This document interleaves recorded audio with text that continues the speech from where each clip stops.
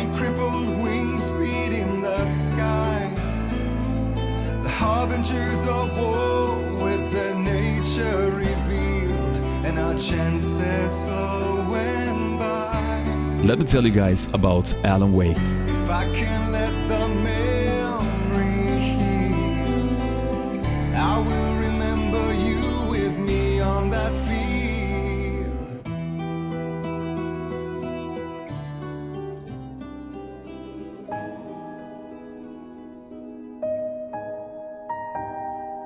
Alan Wake was released in 2010 by Remedy Entertainment for the Xbox 360.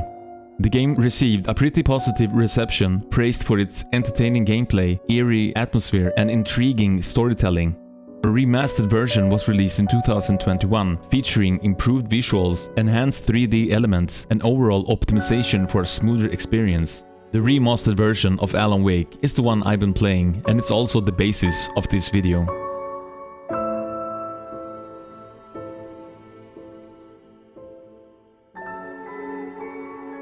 We play as Alan Wake, a writer from New York who, after publication of his latest book, suffers from writer's block. In an attempt to sort it out, he decides to go on a short vacation with his wife to Bright Falls, a small town in Washington.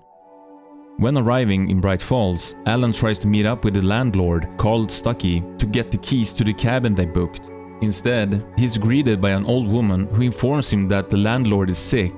She hands Alan the keys and instructions on how to get to the cabin, which is located on an island in the middle of Cauldron Lake. Arriving at the scene and settling in, Alan's wife, Alice, reveals that she brought his typewriter with her. She also tells him that she booked a meeting with a psychologist named Dr. Hartman, hoping it might help Alan overcome his writer's block. Alan is not very happy about this and becomes furious, storming out of the cabin. While he's outside, consumed by anger and contemplating the situation, he suddenly hears Alice screaming. Alan rushes back to the cabin, only to watch in horror as she is dragged into the depths of the lake's dark water. And this is where I'll leave the rest of the story for you to discover on your own.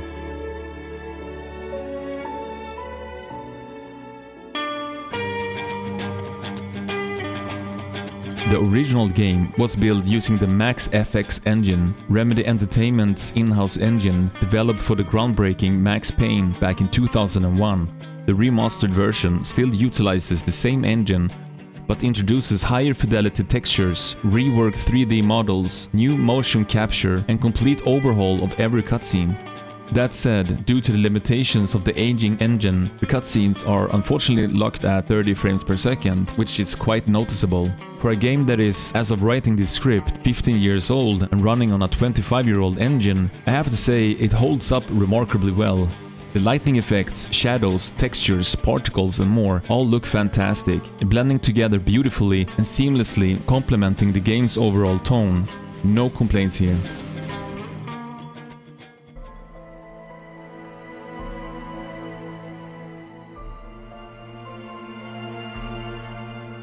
Right off the bat, I have to address the sound mixing, which is not great. Unfortunately, there is no option to choose between speaker setups, so you're kinda stuck with whatever preset is available.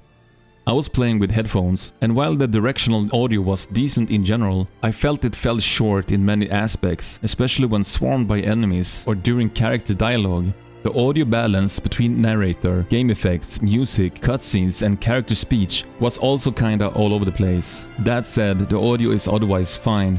The wind blows, guns fire, and spooky monsters die with satisfying sound effects.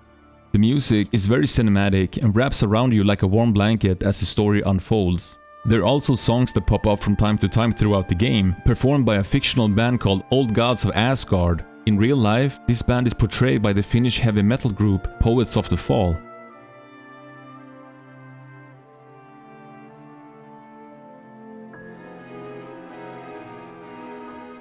Alan Wake is a story-driven, third-person shooter thriller. You fight against the darkness and the monsters within using tools like flashlights, flares, flashbangs, flare guns, revolvers, rifles and shotguns. This isn't the type of game where you keep your equipment or level up, so don't hesitate to use whatever you have when you need it. Chances are you won't hold on to it for long anyway.